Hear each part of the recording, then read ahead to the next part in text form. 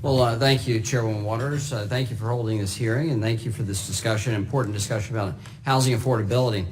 For many, housing affordability challenges are real. The economy is doing quite well. We see wages rising at every piece of our economy, and Americans are better off now because of the economic growth of the last few years. That's true. But too many low-income Americans find themselves one paycheck, one car accident, one surprise bill away from losing their homes. According to the Harvard Joint Center for Housing Studies, about half of all renters in the country are considered cost burdens, meaning that they pay more than 1/3 of their income towards rent. While these affordability challenges exist in many places, the reality is that they are most acutely experienced in high-cost, high-taxed cities in dense urban areas. These high-cost cities and states are making this crisis worse, not better, by enacting counterproductive regulatory and zoning laws, which decrease the amount of housing that can be built, cause housing costs to skyrocket, and ultimately to put more low-income families at risk of being kicked out of their homes. Worse yet, these same high-cost cities and states are also responsible for a nationwide increase in homelessness, which has increased by 3% over the past year. This increase is being largely driven by high-cost, high-taxed states, specifically California and New York. But don't take my word for it.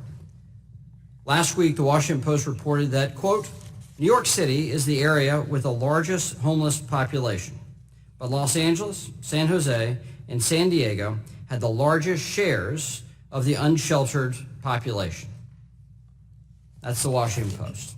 The data show that California alone is responsible for almost half of the nation's unsheltered homeless population. Half. Moreover, when you look at a nationwide comparison of red states to blue states, the fact is that since 2007, blue states have not been able to reduce their homeless population at all, while red states have cut homelessness by about 1/3. I think that's an interesting statistic, and I think it's noteworthy for this discussion.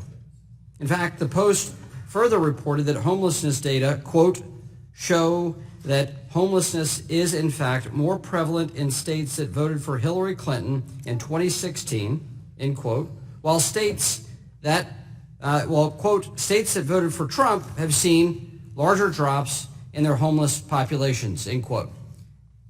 That's the Washington Post. It's not an opinion story. It's a hard news story. The Washington Post. Now, if we're going to have a discussion about it, we need to have the fullness of the data and the fullness of the answers to these very important questions about homelessness. I raise this because it's the Washington Post. This is not some right-wing blog that is saying these things. So if you believe in data and the correlation of it, in this case, is impossible to ignore, the states with the worst problems are also the states with the worst solutions.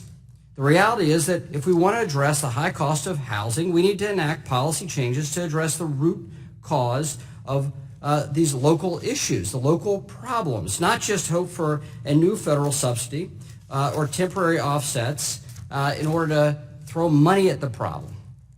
If we want to fight inequality, let's build more housing so that low-income Americans have the chance to live in high-opportunity cities where they work. And if we care about combating the climate crisis, let's build more and denser housing so people can live closer to where they work. These people on both sides of this discussion want to make things better. That's important. And I think it's about time we propose some real solutions to these problems holistically. Back in 2016, President Obama said, quote, if you keep on doing something over and over again for 50 years and it doesn't work, it might make sense to try something new, end quote. I wasn't talking about specifically housing there, but I think the quote makes a whole hell of a lot of sense. I don't want to be misunderstood. There will always be a portion of our population that has limitations to work, perhaps the elderly or disabled or otherwise. And it's important we have a social safety net for them. But we need to have a holistic response here. and we need to be open-minded about this approach. And with that, I yield back the balance of my time.